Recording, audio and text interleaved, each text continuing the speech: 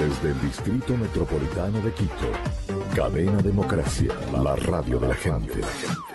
El siguiente programa es de clasificación O, de opinión, apto para todo público. Democracia M y Democracia TV presentan Diálogos con Francisco Rocha.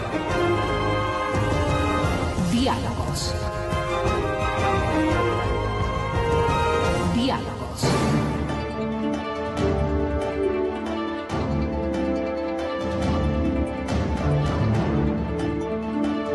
Buenas tardes, amigos, estamos encontrándonos ya para iniciar diálogos. Saludos a nuestros amigos de la 920 AM y a Facebook Live que nos están siguiendo también, a Democracia TV, a nuestros suscriptores, muchas gracias. Como les habíamos indicado, está con nosotros la doctora Natalia Sierra y el periodista Cristian Zurita. Cristian es un periodista investigador de larga carrera y por lo tanto bastantes problemas, ¿no? Esta carrera da para eso, así es que bienvenidos. La invitación fue para discutir el tema de la corrupción como percepción social, como parte de la vida diaria y el juicio al vicepresidente. Pero Natalia, no sé si en la universidad se discute lo que nos está pasando con los alumnos o entre profesores, y ustedes que tienen la gentileza siempre, además de eso se agradece, de venir y reflexionar con los medios de comunicación. ¿Cómo ve el panorama del país? Esto de la corrupción es, como diría un ex asambleísta de Alianza País, ¿una percepción nomás o encontraremos algo más? Bienvenida, buenas tardes. Buenas tardes, Francisco, buenas tardes, Cristian. A ver, en torno al tema de la corrupción, yo creo que siempre hay que tener presente de que no puede ser reducida a un problema de moral, de malos comportamientos. Sí hay eso también, ¿verdad? No se puede no ver decir, una actitud deplorable de funcionarios públicos que han estado lucrando de la riqueza social, pero creo que siempre hay que conectarla con un tema más profundo. O sea, la corrupción tiene un carácter estructural, o sea, es así. Con esto no quiero decir que no haya que combatirla, ¿no? Hay que combatirla más, pero tiene un carácter estructural.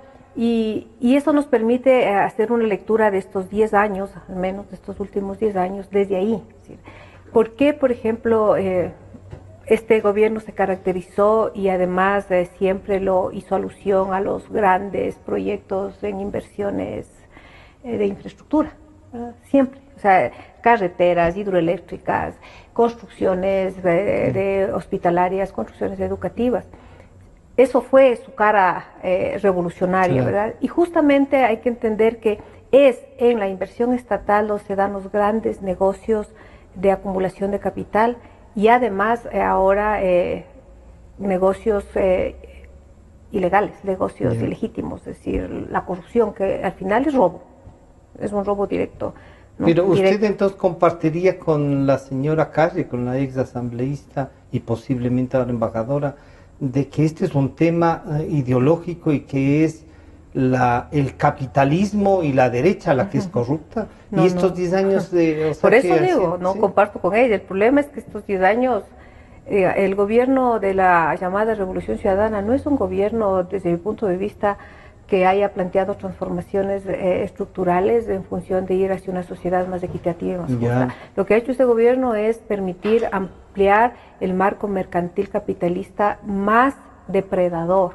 O sea, por ejemplo, el tema de la ampliación de la frontera extractiva, es eso. O sea, en esa, digamos, línea extractivista también se dan los grandes negocios, ¿no es cierto?, que están embarrados estructuralmente de corrupción. Porque hay que tomar en cuenta que América Latina tiene una bonanza en estos últimos años, que ya se acabó porque bajaron los altos precios del petróleo y de los commodities en general. Y estos precios fluctúan por intereses políticos, son juegos políticos ligados a el proceso de acumulación de capital. Y curiosamente, después de la crisis del 2008, comienza una bonanza en el continente poco antes, ¿no es cierto? Una bonanza que permite al capitalismo saldar sus crisis que estallaron en el 2008 con una alta inversión del Estado. ¿Sí? Yo siempre decía, cuando se discutía, sí, que estoy invirtiendo en esto, estoy invirtiendo en otro, yo siempre decía, ¿cuáles son las empresas que están ganando las licitaciones? Claro. hasta que estallaron los escándalos de corrupción a nivel general, nadie se preguntaba esto. Quizás periodistas como Cristian, que investiga, se preguntan, bueno, ¿quiénes son las empresas que están ganando estas licitaciones donde hay altísimo capital que se está invirtiendo desde el Estado, ¿no es cierto?, y no solo en este país, sino en toda América Latina. Entonces, mire, si nosotros vemos esta corrupción a nivel estructural, son formas en que el capitalismo tiene de resolver los procesos de sobreproducción. Esta es la crisis del capital. Entonces, sobreproducción, no hay dónde vender, ¿no es cierto? Entonces, no hay posibilidad de valorizar el valor. Entonces, hay que generar espacios, mercados, y un mercado así muy, muy bueno para mover capital es el Estado con las inversiones. Ya el hecho de que una empresa gane una licitación, digamos, dentro de la legalidad burguesa, ya está ganando, ¿verdad? Imagínense sobre eso, tenemos todo estos sobreprecios, estas negociaciones bajo mesa, ¿no es cierto? Ahora, para que esas empresas ganen, tiene que haber funcionarios públicos que permitan hacer estos negociados con estas empresas. Entonces, lo que hay es una trama de corrupción entre Estado y empresa privada, grandes corporaciones. Ahí está la relación. El Estado, si bien es una institución, esta institución está dirigida temporalmente por grupos de personas que son los gobiernos. Entonces sí tiene responsabilidad. No es que aquí es un problema de una corrupción abstracta ligada al capital. Sí hay esa corrupción, pero esa tiene que ser ejecutada de forma concreta por los gobiernos y funcionarios públicos. Cristian, tú has investigado los 10 años, digamos, de este gobierno y espero que sigas con los que vengan. Esta teoría que ha ido tomando cuerpo en algunas partes. Claro que Natalia nos pone los matices, dice, esto no es abstracto, no es del capital, hay gente. Se ha usado también un discurso ideológico entonces, para poder hacer esta trama, y tú decías, por ejemplo, en el caso del Brasil, cuando fuiste a investigar, decías cómo estaba desvinculado todo el Estado.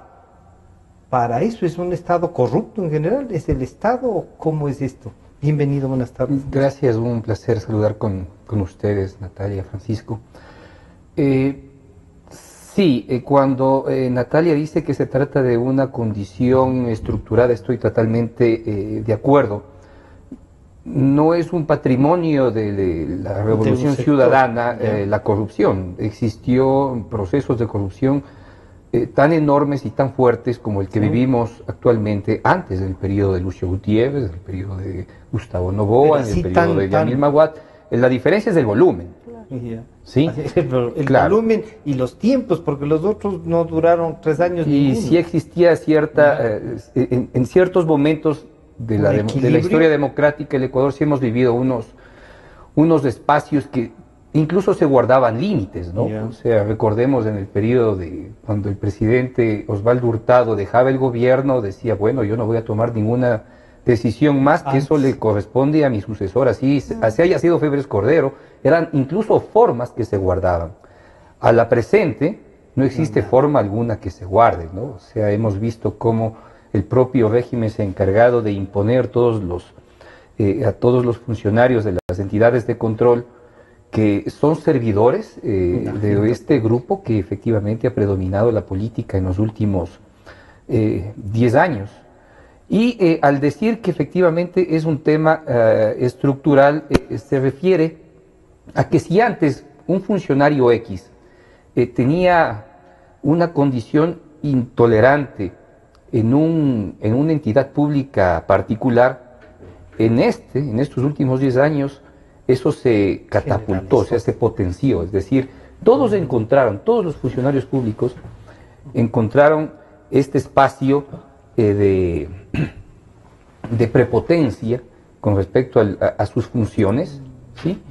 En contraposición en otros periodos. Sí, exactamente. Entonces, eso es como que si hubiésemos encontrado un consenso de la prepotencia y de la falta de madurez democrática, por llamarlo así, que se ha impuesto en la sociedad. Hay un interesante anécdota de un funcionario europeo de los países nórdicos, ¿no? Es un secretario que efectivamente entró a una pizzería, era una invitación, y le pasaron una pizza hawaiana. Él dijo, odio la pizza hawaiana, si tuviera el poder emitiría un decreto que impida, que prohíba la pizza hawaiana. Afortunadamente no lo tengo, ¿sí? Y ese es el gran problema, ¿sí? La falta de institucionalidad para cumplir con las normas. Si en el país antes ha creado una institucionalidad para que las normas se cumplan, que en realidad entorpece todo el proceso burocrático del Ecuador, ¿no? Es papeleo tras papeleo, sí. Pero lo que hicieron ellos, los actuales, la Revolución Ciudadana, es justamente crear, deshacer todo un sistema de control básico, primario, que les permitió actuar como quisieron y gastarse y feriarse todo el dinero del mundo en todo este periodo de bonanza que ha tenido el Ecuador. De las grandes obras de la infraestructura, ¿qué tendrían que ser hechas por el Estado para garantizarnos este intercambio, que no sea la acumulación de unos cuantos que han ayudado en la campaña y que se erigen como las nuevas potencias económicas individuales? Y si es que no era el Estado, de alguna manera ya existía una estructura privada, relacionada al poder estatal para hacerlo, ¿sí? El ejemplo es Odebrecht. El ejemplo es Odebrecht. Claro. Y si no es Odebrecht, algo que todavía no lo terminamos de comprender es todo este mundo, este mundo chino que se ha introducido con fuerza, ¿no? O sea, Odebrecht apenas lo estamos otro modelo, descubriendo. De gobierno y político. Y el tema chino hay que de alguna manera descubrirse. Recordemos el periodo en que se iniciaba todo este proceso de construcción de obras como Coca-Cola Sinclair, que es de alguna manera tal vez la obra más grande, la emblemática que existe. Se empezó con una empresa estatal de representación argentina en el Ecuador que se llamaba Enarsa. Ellos eran los encargados de encontrar el financiamiento para esta obra, ¿sí? ¿Cuál es la suposición con los años y con el tiempo? ¿Sí? Que Enarsa era un sistema estatal argentino que lo que iba a permitir era el lavado de dinero, ¿sí?, de los Kirchner a través de una mega obra en el Ecuador. O sea que también están ahí los Kirchner. Pudiesen haber estado, pero Enarsa, al fin y al cabo no estuvieron. O sea, se terminaron imponiendo otras fuerzas mayores, como es el caso de los chinos. Ahí hubo mucha competencia. Cuando se dijo que se iba a construir Coca-Cola Sinclair, los primeros que estaban felices eran los brasileros. Era Odebrecht quien efectivamente celebraba una obra de este tipo. Los argentinos trataron de imponer y no lo lograron, y al fin quienes se terminaron imponiendo fueron los chinos, con todas estas grandes cantidades de obra que supera en monto y en trabajo a lo que ha hecho Odebrecht en el Ecuador, ¿no? Entonces eso es un tema todavía por explorarse. Natalia, ¿este es un mundo así peligroso? ¿O las sociedades podrán reaccionar? ¿Cómo reaccionamos? Organizándonos, y en estos 10 años si algo nos ha pasado es que nos han pulverizado la organización social. O sea, siempre hay cómo. El problema es que puede ser momentos muchísimo más difíciles que otros. Creo que es el que estamos viviendo. Basta ver lo que conversábamos, ¿no?, antes de empezar.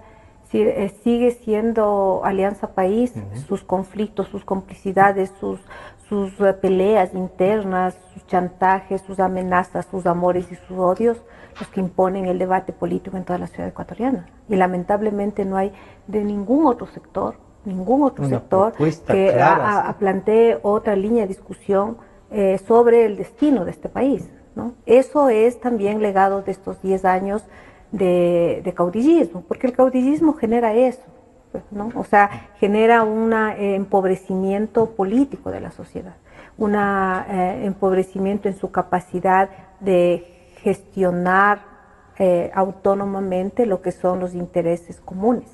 Entonces seguimos enfrascados en el destino de Alianza País, y además en un momento en que yo particularmente creo que están en un ocaso, ¿no es cierto?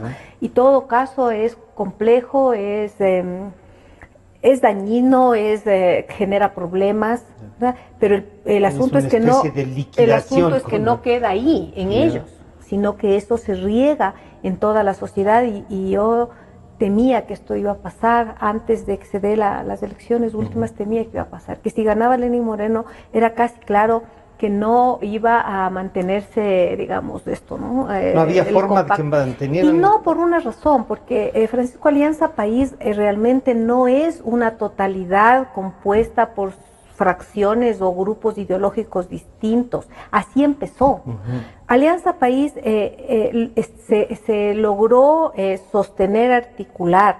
Todas estas fracciones ideológicas se articularon no por una comprensión, una razón comunicativa de Habermas, sino se articularon retroactivamente con el aparecimiento de la figura caudillista. Es decir, era Rafael Correa quien otorgaba articulación y sentido a esa amalgama ideológica, ¿verdad? Por eso, el momento en que él articula, ya no hay discusión ideológica al interior de Alianza País, ya no discuten, que también ya era, digamos, desde la extrema izquierda a la extrema derecha, pero bueno, digamos, que discutan entre ellos, ¿no? Y los centros, no.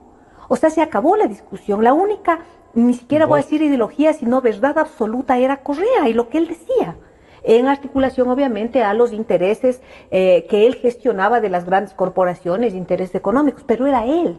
Entonces, el momento en que Rafael Correa pone un paso al costado, cuando deja de ser presidente, comienza a desestructurarse porque ya no hay el articulador.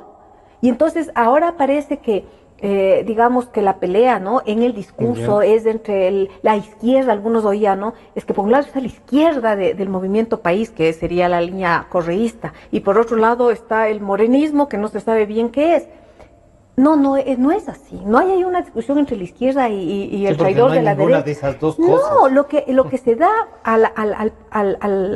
cuando el caudillo se pone a un lado es una inmediata desestructuración entre lo que es la línea correísta y la línea morenista. No hay ideologías, no hay proyectos, es el uno o el otro. Obviamente atrás de eso están jugando los poderes grandes que buscan siempre ver con cuál se quedan y cuál es el que les va a permitir seguir operando. Pero a nivel político lo que vemos es esto. Entonces, no es que acá al lado de Correa está, le oía a alguien ahora, está la línea de izquierda de Alianza País. Sí. ¿Cómo que está la línea de izquierda? No, es que Patiño, bueno, está Patiño, está el señor Hernández, está Pavón, pero también está Marcela Guiñaga, está el mismo señor Glass.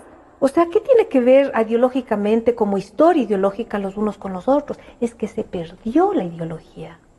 Es simplemente el correísmo y el morenismo, y la sociedad atrás de esa pelea que es absolutamente estéril y olvidada de los problemas, digamos, de fondo, que es uno, cómo vamos justamente a decir, a parar, a sancionar y a castigar los actos de despojo, de robo que han cometido contra la riqueza de la sociedad. 1, 2, ¿qué va a pasar con el tema económico? ¿Cómo vamos a enfrentar? ¿Sobre quién va a caer la crisis? O sea, no puede ser que la crisis, producto de mal manejo económico y de corrupción y robo, caiga sobre las espaldas de los trabajadores, ¿verdad? Y así tampoco. ¿Qué vamos a hacer con esta corrupción ideológica? ¿Qué vamos a hacer con la corrupción ética? Es decir, que lesiona el pacto social. No, nadie discute eso, todos discutiendo las broncas internas, además, broncas de una precariedad ideológica, de una precariedad política, peregrinas. Y todos discutiendo de eso. Lamentablemente, ese es el legado de estos 10 años. Cristian, en la próxima media hora te voy a pedir además que vayas puntualizando esto que Natalia nos desgarradoramente nos dice. Perdimos, si algo había de ideología, si algo había de respeto a la institucionalidad, alguna formalidad, todo se perdió. ¿Te parece que, y uno piensa y dice, bueno, y la ALBA y los organismos estos internacionales que además ayudaban a formar, no hay uno solo, o sea, desde Nicaragua, Venezuela, el propio Brasil, los Kirchner, uno dice, ¿qué pasó? Que estaban con hambre nomás, los famosos que organizaban la sociedad. A ver, el gobierno actual ha intentado imponer una nueva conciencia histórica, señalando que antes de ellos el Ecuador no existía. Yo creo todo lo contrario. Yo creo que a partir de ellos el Ecuador empezó a dejar de existir. porque el proceso de desestructuración social ha sido enorme. Y creo que este es el momento en el cual nos podemos dar cuenta de ello. O sea, lo que dice Natalia es real. Sí, o sea, claro, sí. ¿De qué discutimos? De los amores, desamores, afectos, desafectos, ellos. cariños de ellos. Es como para ejemplificar que si en la parrilla televisiva de los medios de comunicación existiera un solo canal en el país y que en ello nos pasaran una sola novela, Los ricos también lloran.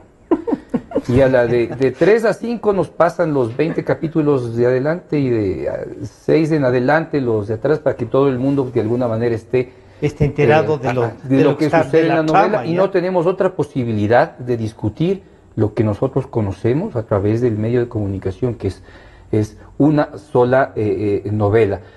Vemos efectivamente cómo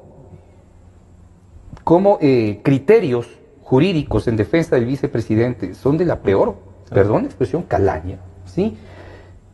Y nadie dice nada. Se los presenta con una solvencia además.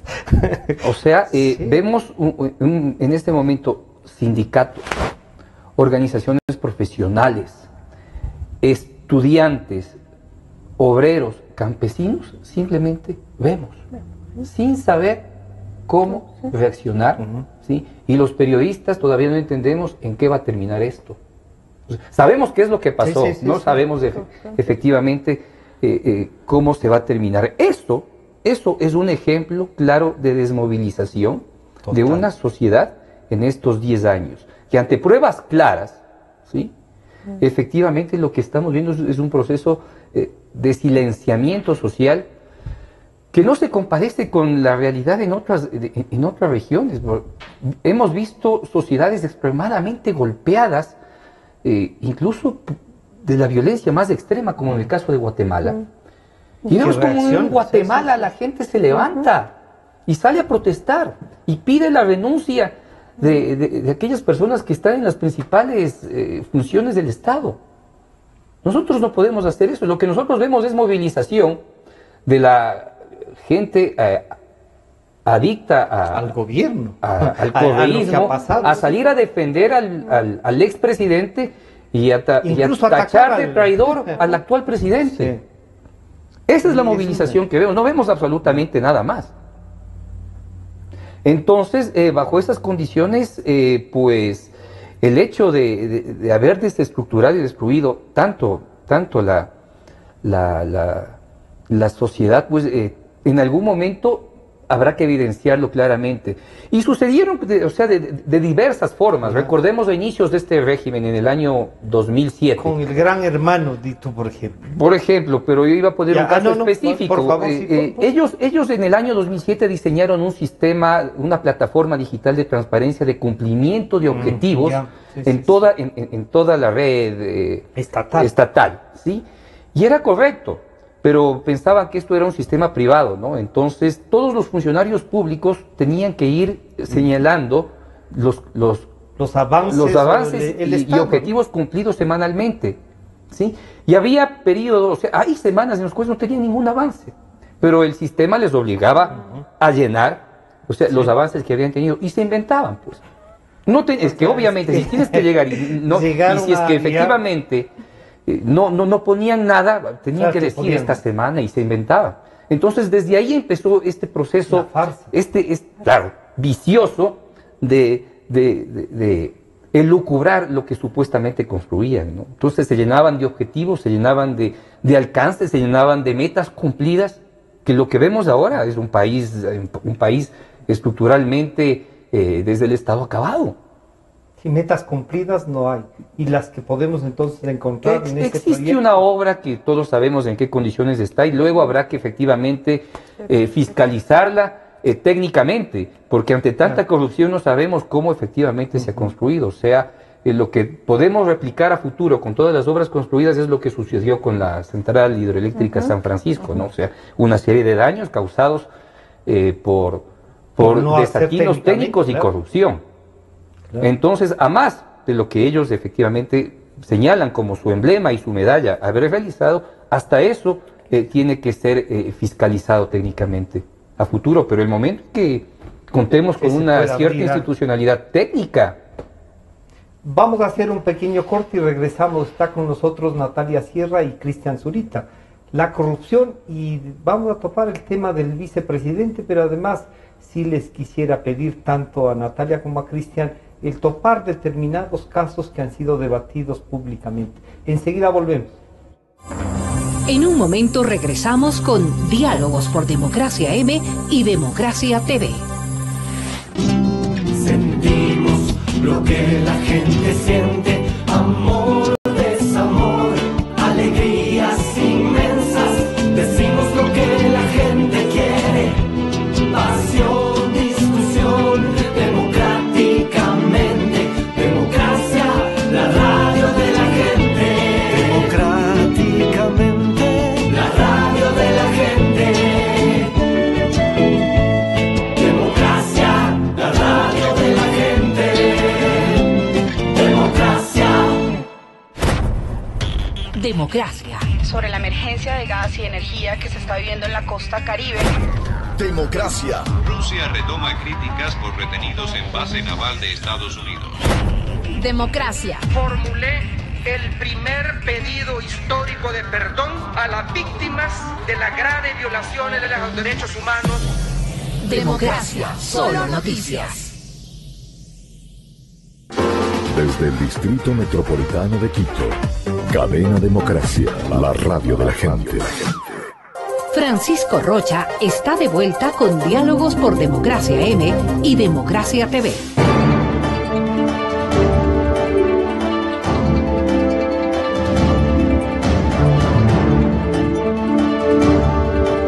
Estamos de regreso ya con Cristian Zurita y Natalia Sierra.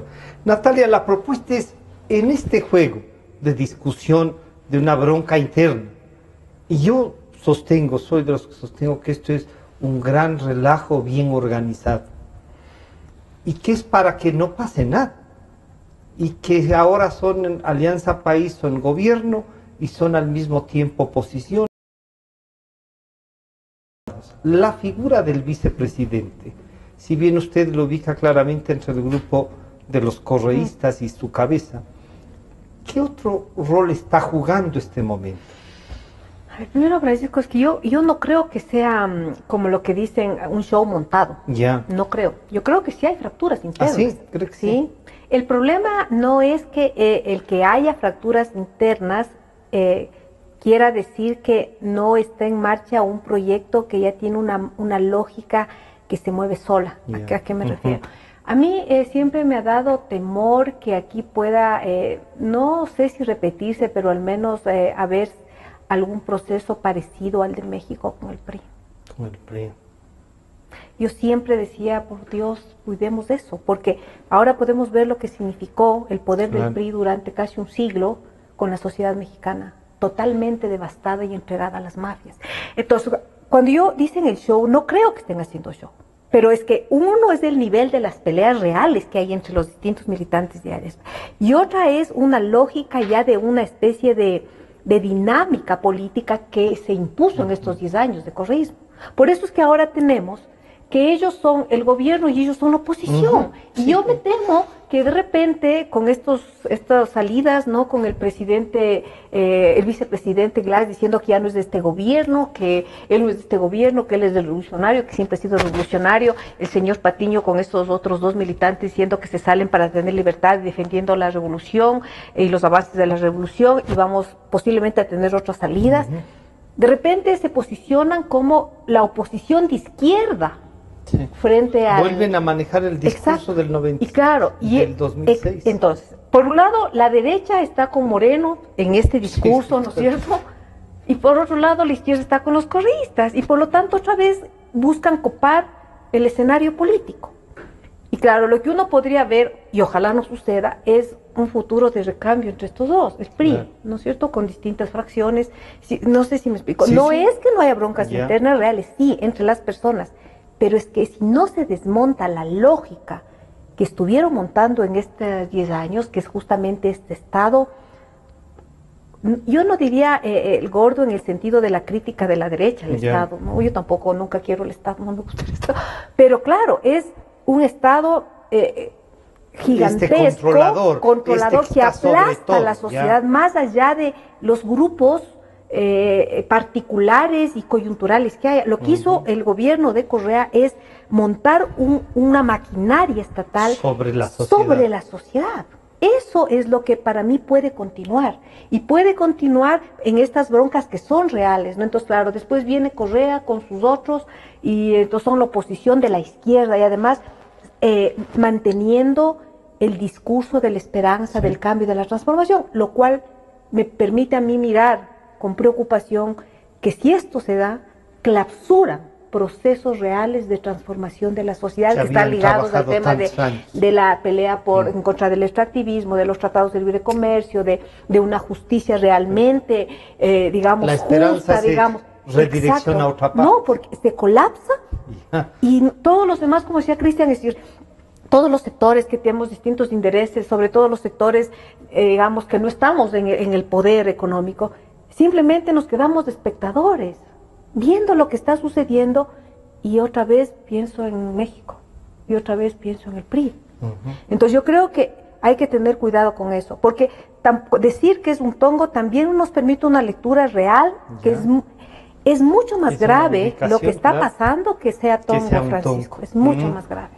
Cristian, entonces, reubicado, esto es pero también resulta una especie de organización común para turnarse, pues, entre ideológicos al interior y el rol del vicepresidente está sirviendo para eso. ¿Tú creerías esto? Sirve, por supuesto, como para construir o perfeccionar un correísmo moderado a futuro que puede darse, pero también creo que es posible romperse, y es donde este momento quienes estamos al otro lado en la sociedad tenemos que buscarlo con claridad. O sea, si es que de alguna manera tengo la impresión de que se pueda dar la caída del vicepresidente, creo que hay una puerta.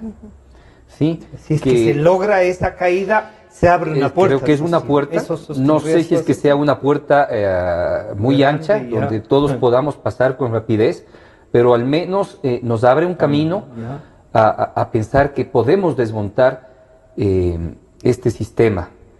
Que tienen que pesar, creo yo, sobre la construcción de las enmiendas que se hicieron en diciembre de 2015. Primero por ahí. O sea, eliminar eso. Sí, primero por ahí. Primero, no solo porque hay argumentos constitucionales para eso. Por supuesto que sí. Pero bueno, eso era intrascendente. Cuando lo aprobaron tenían mayoría. Exactamente. Entonces, a este momento, la posibilidad de sacar a un presidente, a un vicepresidente como Jorge Glass, en el cual se evidencia todo un sistema estructural de corrupción que él hasta ahora encabeza y debe entenderse como el cajero de la corrupción, pues es como que una tarea social, ¿sí? Independientemente de que tenga o no tenga poderes, independientemente de que políticamente lo podamos ver como un muerto viviente, ¿sí? Como un hombre que no tiene absolutamente nada que decir, cuya palabra efectivamente no sirve y no vale, ¿sí? Que representa de alguna manera lo peor de estos 10 años, ¿sí? Independientemente de eso, porque está en el poder, claro. Aún está en el poder, y si es que a este muerto viviente no lo logramos, solo se enferma el presidente. No lo logramos sacar, sí, no lo logramos sacar, pues como que si todo este proceso de transformación que aparentemente empezamos a sentir como nuevos aires frescos, no se van a dar, Yo no sé, concuerdo con eso, hasta dónde efectivamente el presidente Moreno tiene un afán de cambio, es un afán de perfeccionar el correísmo existente, a lo México, efectivamente, sí, que es el mejor escenario, porque el peor escenario sería Venezuela. No sé si Venezuela, pero Nicaragua, sí. Sí. Nicaragua sería, ¿no? Sí. Entonces como que tenemos esos dos caminos, ¿no? Claro, o sea, como dos caminos muy claros y una puerta que no se termina de abrir. Esos dos caminos muy claros y esta puerta que se podría abrir, Cristian. Tú dices, al ir descubriendo esta trama de corrupción, trabajo que lo has hecho estos 10 años, ¿debería el Ecuador discutir emblemáticamente 3 o 4 temas de corrupción, más allá de los que a diario se encuentran, que Andinatel 2 millones, que pasa allá 60 millones, te vas a otra oficina, sales de Andinatel, digamos, de la CNT, y, claro, y le encuentras de director administrativo al mismo señor acusado por ellos mismos? Creo que hay que construir una estrategia que nos permita entender qué es lo que pasó en el país. A ver, de pronto el tema más escandaloso obviamente es el petrolero, ¿no? Lo que han hecho básicamente no tiene nombre. No tiene nombre. Sin embargo, es un tema que no terminas, es una paradoja en un país petrolero que no terminamos de comprender cómo funciona el todo negocio. El negocio. Sí, claro. Es vergonzoso. Claro. Es vergonzoso. Por tantos años de estar vendiendo. Y de alguna manera darse cuenta, y además es fácil robarse, porque claro, el dinero del petróleo entra con tanta facilidad y se va con tanta facilidad que la gente no se da cuenta. O sea, no se da cuenta que de alguna manera con ese dinero es que se han construido las obras, con ese dinero es que tenemos todo un sistema eléctrico en el... O sea, le debemos mucho al petróleo, claro, ¿sí? Pero parece que es un ingreso tan fácil que no termina la gente de comprender cómo es que mismo llega el dinero a las obras. Y ahí creo que existe un grave vacío estructural, histórico del Ecuador en explicar qué es esta industria y cómo en estos años se llevaron, ¿qué será? Unos 30.000 millones. Se habla de esas cantidades, Cristian. ¿Tú crees que a mí cuando una oficina de estas que recuperan platas para los países o dijeron en el Ecuador hay como recuperar por lo menos 15.000 millones de dólares, yo decía es más de una tercera parte del presupuesto general del Estado. Si es que efectivamente existe el interés a futuro, sí, yo creo que se podría recuperar unos pero tú hablas de unos 30.000 millones, es más, yo creo que no está menos de los 50.000 millones todo lo que se ha feriado en estos, o sea, en que no estos solo 10 años. Como decía Natalia, no solo se robaron en las obras, no, que ya tiene sobreprecio, sino que la plata que se recuperaba del petróleo se llevaron más. No solo va por el petróleo, va por la necesidad, va por los beneficios y canonjías que recibieron empresarios para hacer cualquier tipo de negocio en el Ecuador, ¿sí? Va por los beneficios a los importadores, ¿ya? Que son recursos que directamente no se ven pues en el presupuesto del Estado. Porque hay economistas que me dicen, no, pues revisa el presupuesto del Estado, a ver de dónde te sacas los 50.000 millones que hagas. No es eso, va mucho más allá. Son otros condicionamientos, o sea, todo el engranaje del quehacer económico, ¿sí? Ha pasado por estos sistemas de corrupción. Ahora, si es que nos ponemos a cuantificar, a enumerar, ¿sí? Los casos de corrupción, no paramos, pues. O sea, no paramos. Pero, y no habrá que hacer una tarea un poco así. Yo he hecho, por ejemplo, cuánto nos cuestan estos 10 años, incluso familias completas que han estado en el Estado, marido y mujer, uno subsecretario, el otro directora nacional, y todo con promedios de ingresos, familias nucleares, o sea, ingresos de 18, 20.000 dólares en algunos casos, porque tienen al primer hijo ya profesional y trabajando también ahí. Y uno dice, con que solo hubiesen cobrado eso, y encima de eso quieren que les agradezcamos. Y son los que defienden la revolución ciudadana ultranza, porque efectivamente, o sea, ellos pueden preguntarse, hipoteca, claro, después de esto, ¿qué va a pasar con nosotros? ¿En dónde consigo un trabajo como esos? Sí, yo diría que esos casos en los cuales hemos visto familias enteras trabajando dentro del sistema estatal, sí, es real, es indignante, pero no es lo peor. No es lo peor. Lo que pasa es que de pronto, lo que más nos indigna va por ahí, pero no tenemos capacidad de comprender cómo se pueden robar 100 millones de dólares en un plumazo en un contrato, ¿no? Exacto. Ya. Entonces pasa por ahí, pasa por de alguna manera, creativamente, ¿sí? Los comunicadores, que son los llamados a ellos, explicar cómo es que efectivamente pasó esto, ¿sí? Primero en el petróleo, luego en el sector energético, que es la electricidad, ¿sí? Luego en las obras, ¿sí? En salud, ¿sí? O sea, hay que vivir la salud para entenderla, ¿sí? Y esa es la capacidad de ponerse en los pies del otro, pues. No en los zapatos. A lo menos en los de Glass, no. No. Natalia, esto que a veces primero nos asombra, nos deja así y otros ratos nos da risa porque nos tomaron el pelo. Es que yo creo que también, digamos, a mí siempre me gusta pensar así como en la conspiración del poder. Parece que no es así, pero es así. Porque también cómo han manejado el tema de la corrupción, ahí también hay corrupción para mí. Es decir, mire, estamos desde cuándo saturados con denuncias diarias. Es a diario. Sí. A diario es que los jueces denuncian que la judicatura les ha estado presionando, que el otro se ha robado, que el primo, que el sobrino, que el perencejo, es todos los días. Desde los grandes montos, como dice Cristian, hasta que las familias, el nepotismo, es decir, todo el tiempo. Ahora, todos los días de eso llega un momento en que genera una indiferencia en la sociedad. Porque además no se los trata como espectáculo. Claro. Y bueno, ahí hay toda una discusión del tema mediático, ¿no? Sí, lo ha sido tratado. Porque claro, es casi un espectáculo, casi como un reality show, ¿no? Sí. Entonces sale el uno, habla. Es el estado de propaganda tenemos total. Eso 2 años, digo, desde comenzó más los... Entonces claro, al final uno es casi como ver una ficción, digo, para la gente, ¿no? Y es una especie de pérdida de sensibilidad, de indignación, y cuando la sociedad pierde su capacidad de indignarse, estamos jodidos, ¿no? Entonces, entre iras, luego de las iras pasamos a la risa, o sea, porque además la han tratado de una manera tan burda, tan cínica, que claro, eso yo podría decir, son ellos así, ¿no? Claro. Hay también una estrategia publicitaria para poder poco a poco hacer que el tema de la corrupción, ¿no?, se banalice. Es como la banalización del mal que hablaba la Hanna, ¿no? O sea, está todo el tiempo. Mire, y hay un hecho que yo hablaba el otro día con el periodista Carrión, me invitó. Ahora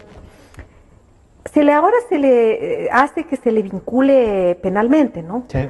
Hasta hace poco dijeron que no el juicio político. Y el juicio político es más lógico, más obvio, ¿no es cierto? Si esa persona estaba a cargo de todos los recursos estratégicos del Estado, como mucha gente dice, ¿no? O sea, al menos si no tiene responsabilidad penal, tiene responsabilidad por inepto. Eso no dejaron. Y dejan que pase el juicio penal. Ahora, dentro del juicio penal, por los manejos jurídicos, le acusan de asociación ilícita, pero no de, ¿no es cierto? Ya. El delito más bajo. Pero mire ahí, Francisco, es que eso es la parte de atrás que no ve la sociedad. Ahí hay una inversión ética peligrosísima, ya para la reacción de la sociedad, más allá de lo que les pase a ellos. Mire, esa asociación ilícita, yo sé que en este contexto es el delito menor, pero por Dios, le están acusando de delincuente. Claro.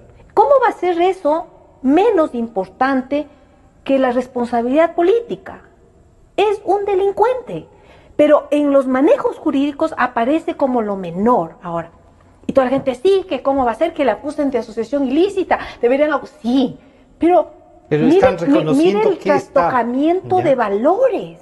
Eso afecta a la sociedad, es decir, al final la asociación ilícita es lo de menos. Claro, sí. Es un delincuente, eso le están diciendo. Entonces, mire, todo este manejo entre mediático y jurídico lo que hace es una especie de liquidación del sentido ético de la sociedad. Claro. Eso también es corrupción y eso también es parte de todo este proyecto correísta, estatal correísta, de asfixiar, aplastar a la sociedad.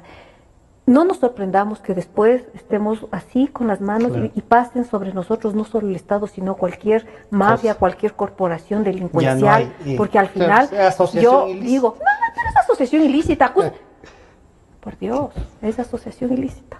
Cristian, ¿cómo, no sé, qué tema? El petrolero tú ves el mayor, pero a través de ese podremos descubrir una trama de esto que es una mafia en definitiva, que se asentó con actores políticos, con todo, que es una infraestructura. ¿Cuál es? Porque uno dice el gran hermano les sirvió para perseguirles, pero la sociedad no reaccionó y tampoco sabemos qué pasó con los juicios de él. Devolvió la plata, no devolvió, el hermano dijo que había ordenado que liquidaran, eso le permitió ganar unos juicios porque no era así la forma de liquidar, pero él quedó de chullita diciendo que no había conocido. mandó presos a los veedores que dijeron sí conocía. ¿Qué nos sirve entonces? A ver, el espíritu del Gran Hermano era explicar cómo todo el sistema político de entonces, estamos hablando del año 2010, perdón, se puso a merced de Rafael Correa. Como en un caso tan claro de corrupción de su hermano, que visto en retrospectiva, en paréntesis, ¿no? En retrospectiva en realidad es juego de niños con lo que pasaron los 6 años siguientes, ¿no? Pero en este momento era gravísimo, era un escándalo y era gravísimo porque hablábamos de entre 300 y 400 millones de dólares de contrataciones por parte del hermano, si es que el presidente no sabía, y sobre eso se generó todo un debate social que blindó al presidente de la República. Esta es la historia que cuenta el Gran Hermano. Lo que estamos viendo ahora se parece bastante, ¿sí? Como, o sea, ante la realidad, ante evidentes hechos de corrupción, ya no es obviamente el hermano del presidente, es el vicepresidente. Y cómo todo este sector de Alianza País y todo el sector estatal lo blinda. Se parece en términos de... Sí, o sea, como el argumento central exactamente, es el mismo, es igual. Ahora, si es que por algún lugar se abre la puerta, yo creo que lo que vamos a encontrar es un entramado de empresas que están relacionados en todos los temas de corrupción. Sí, o sea, vamos a encontrar relaciones entre Odebrecht, vamos a encontrar relaciones entre la refinería del Pacífico, la refinería Esmeralda, los nombres se van a repetir, existe... ¿Tú crees que Baba, todos están todos? Van a aparecer, por supuesto, ahí van a aparecer nombres que de alguna manera no teníamos pensado encontrar, pero están allí. Y eso pues nos abrirá como un abanico que nos enfrentará a los mismos problemas que refiere Natalia. O sea, que cuando todo esto de alguna manera, si es que se llega a conocer, nos abre un abanico de ¿qué? ¿De voluntad de verdad o voluntad de espectáculo? ¿No? Y sometidos a un show en el cual efectivamente creemos que vivimos una inmensa ficción. telenovela. Sí, en realidad el camino que le queda a la sociedad ecuatoriana es extremadamente tortuoso en la medida que se pueda conocer qué es exactamente lo que pasó. A nivel petrolero, tal vez porque sea el volumen mayor de recursos. Eso va a ser más escandaloso. Sí, pero hay otros que no dejan de ser escandalosos, como el lavado de dinero que hizo Venezuela a través del Ecuador y que están relacionados los amigos del presidente de la República, que se habla aproximadamente de 10 mil millones de dólares, que está involucrado toda la banca privada y estatal, por supuesto, 10 mil millones de dólares. No pasa por un banco. Pasan por todos. Los bancos, claro. Y son condiciones que bien o mal, ¿sí? se utilizaron terminando de corromper, o sea, incluso los propios protocolos de seguridad que tenía la empresa privada, ¿no? O sea, hasta eso se han encargado de dañar. Así que el camino es largo, de pronto el petrolero, porque hay un espacio. Sí, hay como una serie de ventanas abiertas. ¿Podríamos dedicarnos a uno solo? ¿Creerías eso? ¿O no hay cómo? No, sí hay cómo. Yo creo que hay las condiciones, hay las formas, pero creo que se requiere una posibilidad de mayor unidad, sí, de la sociedad. Yo creo que deben de dejar de ser menos pasivos, tienen que de alguna manera invertir socialmente. Eso significa invertir en la prensa. Invertir en la prensa. Pero y con la ley que tenemos no va a ser. Y las posibilidades de que la prensa, espacios como en los que tú trabajas, no son fáciles de manejar, porque de algo hay que vivir. Eso es lo que justamente hay que construir, ¿sí? Y esos espacios, unirlos y generar agendas con organizaciones sociales. Porque las organizaciones sociales saben lo que pasa. Sí, usted, por ejemplo, se va y se reúne con los trabajadores de refinería. Conocen, son los que mejor conocen. Solo hay que sentarse, escucharlos, ¿sí? Si queremos trabajar temas sobre conflictos laborales, tenemos que sentarnos con los trabajadores. Pero es como que si no existe esta voluntad de encuentro social, solo para escucharles, ¿sí? en los cuales se deben empezar a trabajar agendas comunes. Ya. Natalia, estas agendas comunes que nos plantea, se nos está terminando el tiempo, y ¿qué debería constar en principio una agenda, más allá de que el presidente Moreno quiera o no? Pero la sociedad debe tener una agenda que puede incluso contraponerse a la voluntad del señor licenciado Moreno, ¿no? Yo creo que primero deberíamos volver a encontrarnos. Así de grave está la situación. Ni siquiera nos encontramos. Y no nos encontramos porque en estos años se creó muchas desconfianzas. O sea, es una de las cosas, ¿no? Que se dañaron todas muchas desconfianzas con discursos maniqueos del lado del gobierno, ¿no? Entonces, por también confusiones propias de los sectores sociales, de la izquierda fuera del gobierno, por errores que son parte de este proceso que aún no logramos de entender. Creo que necesitamos reencontrarnos, creo que necesitamos la paciencia del mundo andino. Cuando las épocas son más duras hay que tener más paciencia, a veces nos alocamos demasiado y reencontrarnos, conversar, dialogar entre nosotros. Yo siempre digo, está bien los diálogos con el Estado y el gobierno, pero es que el diálogo básico es entre nosotros también. Entre nosotros y ubicar intereses concretos, tratar de ubicar Natalia, lo que es la ficción y lo que es la realidad también. Esto de la paciencia no choca con la indignación. No, o sea, porque no escandalizar, pero no dejar de escandalizar. No, es que la paciencia no es tolerancia. Digo paciencia para poder saber qué vamos a hacer para tomar justamente en contra de este estado de cosas tan deplorables, ¿no? Poder ubicar, yo creo que hay una cosa importante que habría que hacer, no sé, desde el periodismo, desde, no sé, desde todos los sectores. Porque claro, cuando yo luego, Cristian, yo no manejo números, ¿no? Pero siempre que oigo 30.000 millones, es una cosa que no puedo, mi cabeza no puede entender. Y creo que si mi cabeza no puede entender, así la mayoría de ecuatorianos y ecuatorianas no vamos a poder entender. Y eso mismo hace que nos perdamos en la ficción, porque son cantidades de ficción para una persona llana, un trabajador. Ahora, yo creo que hay que comenzar a poner esas cifras en cosas concretas, que es una manera de poder bajarnos de este show que la gente dice, vamos a comprar canguil porque hoy de noche vienen las noticias. Así ha estado diciendo la gente, yo he visto en redes, ¿no? Comprarán canguil para la telenovela desde noche, de todo lo que está pasando.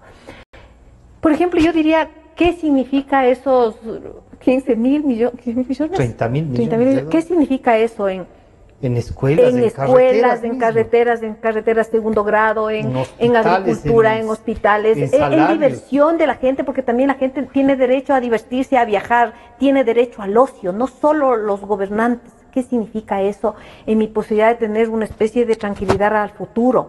¿Qué significa en hechos concretos? Porque miren, a la gente, a la mayoría de los trabajadores, incluso los que estamos relativamente bien ubicados, que somos privilegiados en esta sociedad, digo yo, ¿no? O sea, una sociedad injusta, por eso estoy privilegiada. Pero cuando digo 15.000 millones, mi cabeza no entiende esa cifra. Y por eso es que se banaliza.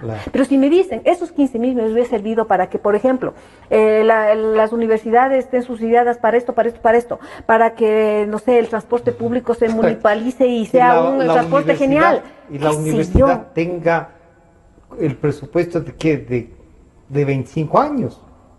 Cosas así, o sea, que podamos manejar, porque yo creo que hay un error también, un error en los analistas, porque esas cifras realmente, Francisco, no dicen nada, no dicen nada. Y yo decía, y le planteaba a Cristian, y contigo terminamos, por ejemplo, cuando renunció el señor Patiño, el señor Hernández y la señora Pavón, ¿no?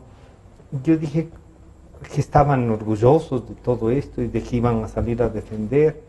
Tienen un partido que tiene recursos, a los que los funcionarios públicos les siguen pagando el 10%, sobre todo los de libre remoción. O sea, tienen un ingreso permanente, el 10% les pagan para que el partido funcione. ¿Cuánta plata tendrá ya ese movimiento o partido? Yo digo, ellos nos han costado entre los tres y solo han cobrado los sueldos de los 10 años, más sin viáticos y sin nada, porque hay algunos que han cobrado viáticos casi todos los días, ¿no? Pero los tres nos cuestan más de $2 millones. ¿Eso quieren que les agradezcamos? No, ya les hemos pagado y lo que queremos es que nos respondan por ese salario que en su vida habrían ganado. ¿Cómo terminamos de esto, Cristian? No es fácil, para nada fácil. A ver, creo que de alguna manera el camino que a futuro tenemos que construir como ecuatorianos es, si queremos salir de esto, así ellos se queden, es luchar por una transparencia en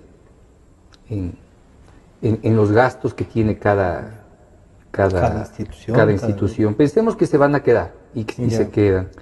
Creo que los ecuatorianos tenemos que tener la fortaleza y el desprendimiento para crear observatorios, ¿no? Volvernos a organizar. Tenemos que crear observatorios, observatorios incluso para ver cómo van desarrollándose nuestras ciudades, ¿no? Si es que las construcciones que hacen las empresas privadas se ajustan no dañan todo al modelo arquitectónico, incluso a lo que están ofreciendo. Hacer un observatorio de los ingresos que reciben los funcionarios públicos, hay un observatorio ya legislativo que funciona, pero de alguna manera empieza a funcionar, ¿no? Y creo que va por ahí, en esta capacidad de transparentar desde nosotros todo un Estado que nos es totalmente ajeno. O sea, y es ajeno en forma clara. Nosotros tratamos de entrar a una institución, no se puede. No es posible. Y un ejemplo clarísimo, yo como periodista, por ejemplo, hace 12 años, yo podía entrar a un juzgado, a cualquiera, podía pedir el libro de ingresos, que era un libro de los casos que ingresaban, y se los anotaba alfabéticamente, y podía pasarme todo un día revisando. ¿Sí? Hoy no puedo entrar a un juzgado. No. Hoy no puedo entrar a un juzgado. Y hay bonitos edificios, no quieren que ni les conozcan. Sí. Entonces, lo que nos queda es organización. ¿Sí? Sí. La organización.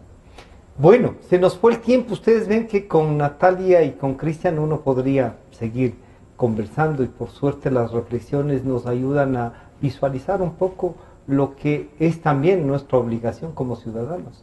Este programa estará a disposición de ustedes nuevamente a partir de las 3 de la tarde y nos estamos encontrando el día miércoles. Gracias, Cristian. Gracias, Natalia. Gracias a ti. Nos vemos el miércoles. Francisco.